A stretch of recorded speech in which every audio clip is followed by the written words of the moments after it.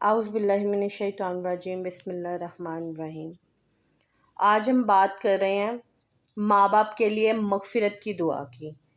تصوف کی کتب میں یہ پڑھا ہے اور ایک حدیث سے بھی تائید ملتی ہے کہ جو شخص اپنے والدین کے لیے مغفرت کی دعا کرے، ماں باپ زندہ ہوں تب بھی اور والدین فوت ہو چکے ہوں تب بھی، اس میں کوئی شرط نہیں کہ ماں باپ زندہ ہوں تب بھی، ماں باپ فوت ہو چکے ہوں تب بھی، دونوں صورتوں میں روزانہ اپنے والدین کے لیے اہتمام کے ساتھ ایک دفعہ دعا کریں۔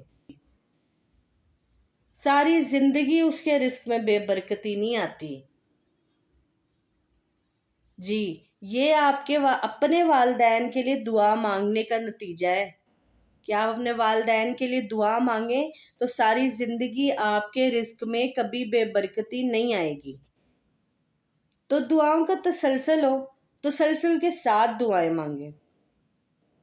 ہاں، اگر اولاد نیک ہو اور اہتمام کے ساتھ دعا نہ بھی مانگ سکے اور نمازی اولاد ہو تو دن میں کتنی بار کہے گی ربنا اغفر لی ولی والدیہ، کہ اے اللہ مجھے بھی بخش دے اور میرے ماں باپ کی بھی مغفرت فرما دے۔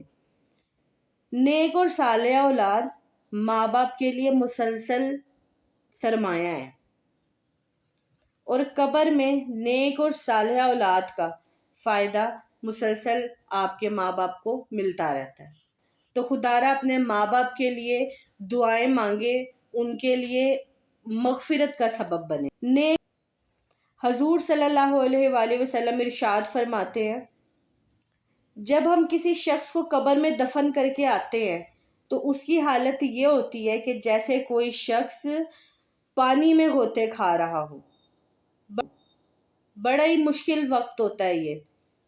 نبی پاک صلی اللہ علیہ وسلم فرما رہے ہیں کہ بڑا ہی مشکل وقت ہوتا ہے یہ جب ہم کسی کو قبر میں چھوڑ کر پلٹتے ہیں، اور یہ وقت ہم سب پر ہی آنا ہے۔ اللہ تعالیٰ سب کے ساتھ رحم و کرم کا معاملہ فرمائے، آمین۔ اور مرنے والا اس مشکل وقت میں آپ کی دعاؤں کا منتظر ہوتا ہے۔ پھر دعا چاہے اس کے اولاد کی طرف سے ہو، رشتہ داروں کی طرف سے ہو یا اس کے دوستوں کی جانب سے ہو، خواہ وہ ہاتھ کسی کے بھی ہوں، وہ ہاتھ، وہ مانگی ہوئی دعا مغفرت بن جاتی ہے، مغفرت کا سبب بن جاتا ہے مرنے والوں کے لیے۔ مرنے والوں کے لیے دعاؤں کا سلسلہ ان کی مغفرت کا سبب بنتا ہے، اور اولاد پر یہ ماں باپ کا حق ہے کہ اولاد ماں باپ کے لیے دعاؤں کا سلسلہ بنائے رکھیں۔ اللہ تعالیٰ سب کے ماں باپ کی مغفرت فرمائے، آمین یا رب العالمین۔